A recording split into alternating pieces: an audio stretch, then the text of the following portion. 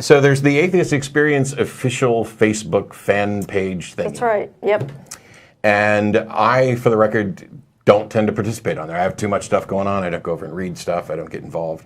But we get occasionally emails from people who are new or people who've been there for a while saying, oh noes, I got banned, or something bad happened, or something, I don't think this reflects, properly on you or the show or whatever else. And that, by the way, also happens in whatever chat is associated with the show, yeah, which is generally a cesspool that I've been saying for years that yes. I just don't pay any attention to.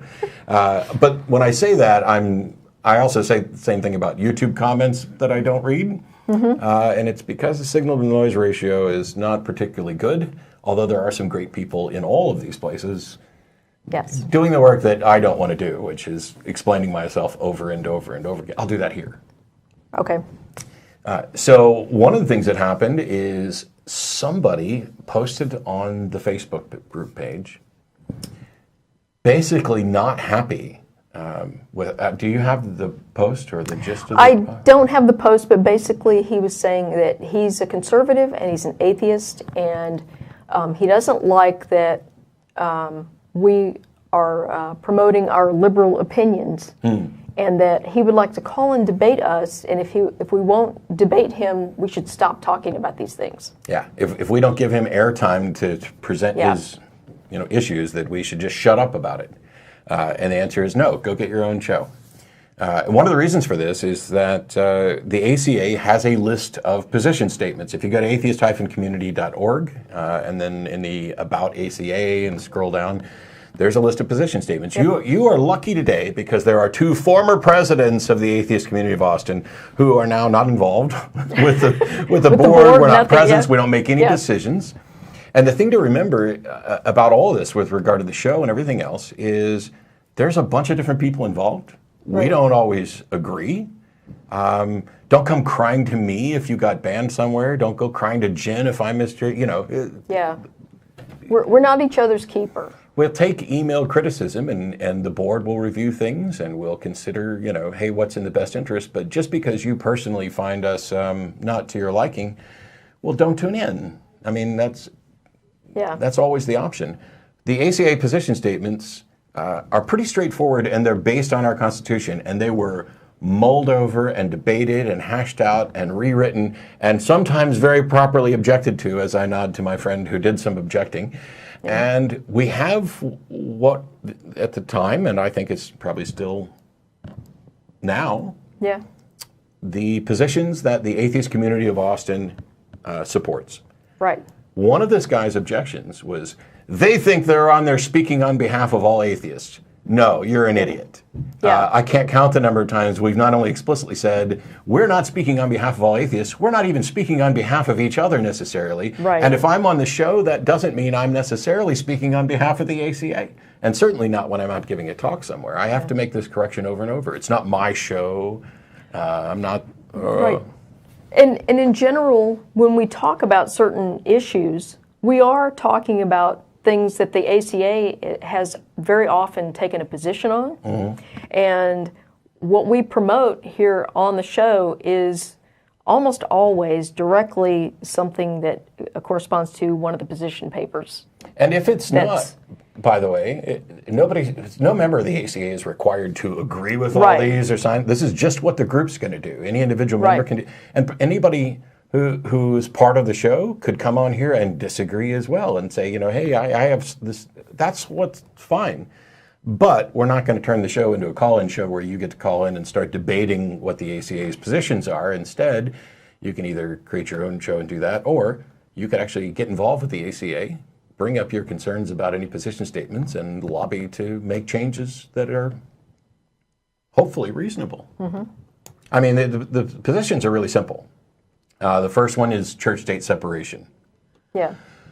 By the way, as I've acknowledged many times before, being an atheist doesn't tell you much at all about anything else somebody does believe. It doesn't tell you what political party they're with. We have Greens, Libertarians, Democrats, Republicans, Socialists, no affiliation, whatever.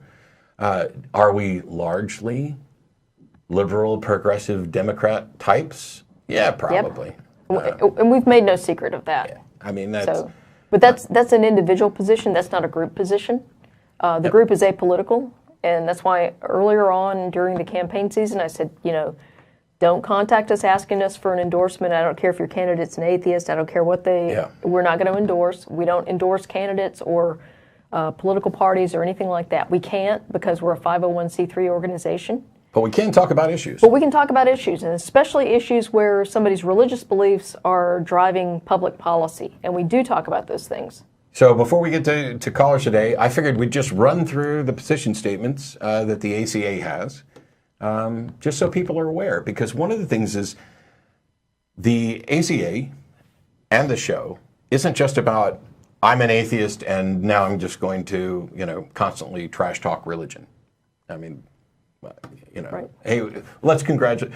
You don't believe in God, I don't believe in God. Yes. We got it all solved. Yeah. We're awesome. Done. Goodbye. End the show. Yeah. The thing is, living in a world as a secular individual, and in particular as a humanist, which I would say most of us qualify as or identify as, that means that there are some things that decisions you have to make where you don't get to appeal to religion, and you don't live in a vacuum. It's like, you may not have a position on a particular issue, like, death penalty or whatever. Mm-hmm. You may be undecided. You may not have enough information, or you might have a position. So we created these position statements years ago. The first one's church-state separation. And it says, the ACA understands Article 6 of the United States Constitution prohibits any religious test for public office. The First Amendment necessarily requires that our government remain neutral with regard to religion. The 14th Amendment extends amendments of the U.S. Constitution to the state governments. And we believe this neutral position ensures that no religion receives preferential treatment over another religion or lack of religion.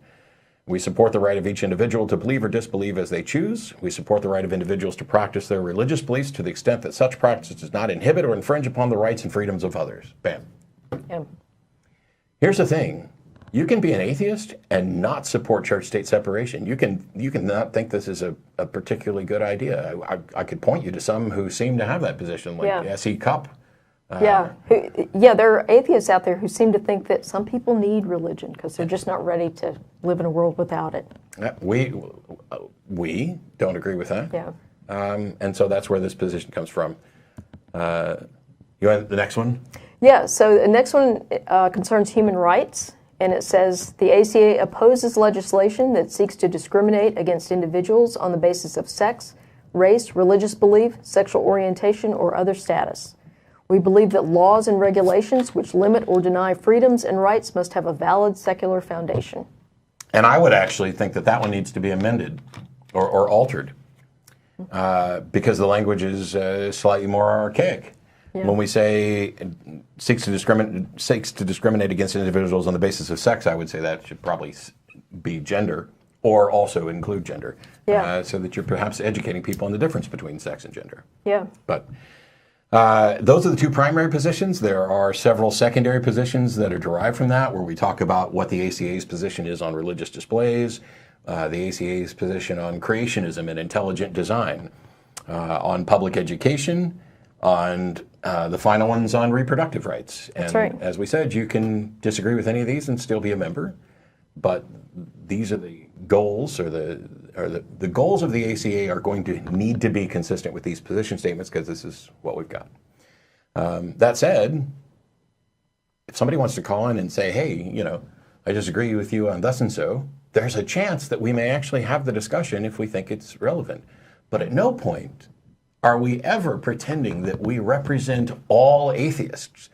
And when we get a complaint it was like the most bizarre thing to read, to have this person say, these guys think they speak on behalf of all atheists.